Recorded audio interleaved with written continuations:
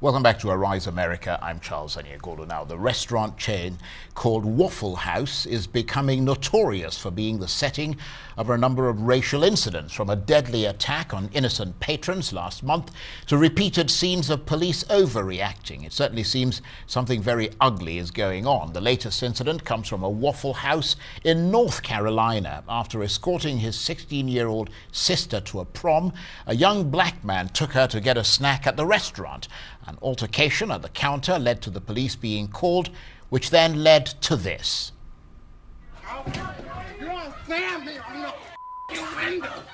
He's not supposed to be doing that. Off of me. I'm glad I'm recording this. He's not supposed to be doing that. He's not supposed to be doing that. Get your hands off me. Get your hands off me. Get your supervisor out here and get your hands off me. Get your supervisor out here and get your hands off me. He's not supposed to be putting his hands. Well, that's an exceedingly disturbing video there. And for the latest on that arrest and more, our next guest is Wendy Wilson. She's the managing editor for the Grio.com. Wendy, thank you very much indeed for joining us. I mean, what's the public's reaction to this story been, and where does this case stand at the moment? So Waffle House has been the subject of quite a number of racial incidents lately. The last incident happening in Warsaw, North Carolina, with a young man who got into an altercation with one of the Waffle House employees, and the employee decided to call the police upon this young man. His name is Anthony Wall. And Anthony then had some encounters with the local police officer there.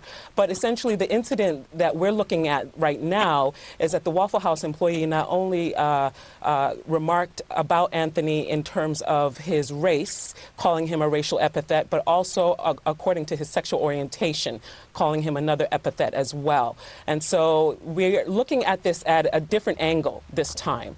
We're wondering, why hasn't there been more outcry? Why hasn't there been more folks coming out and rallying against Waffle House?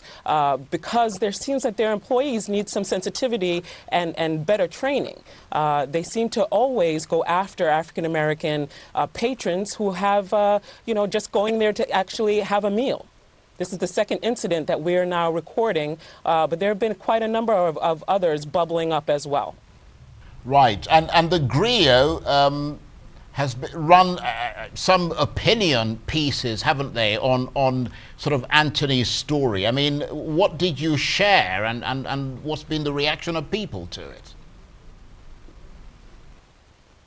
Right. So we ran an opinion piece by our contributor, George Johnson.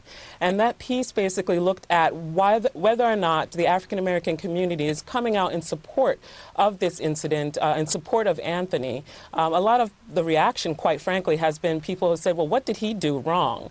Both from African-American community and others. And I think the thing that we're looking at is, it's not necessarily what Anthony did wrong, but this fact remains that Anthony identifies as a gay black man. And we're wondering if that is the reason why there hasn't been more folk coming out to galvanize behind him. In other incidents that have, been involved with Waffle House, or other racially biased incidents where patrons, black patrons, have not received proper treatment, there have been a galvanizing amount of support. So in Anthony's case, this seems to have just been quiet. And so our contributor looked at whether or not it's because he identifies as a gay black man, and whether or not the LGBTQ community is somehow not given the same amount of justice. Do LGBTQ black lives matter as much as hetero black lives? Well, I'm sure that's an issue that's going to continue to draw lots of attention there, and of course I think people ought to commend the effort being made by your organization. I mean, Wendy Wilson, thank you very much indeed. When Arise America continues, a documentary reveals disturbing news about a beloved singer. We'll be right back.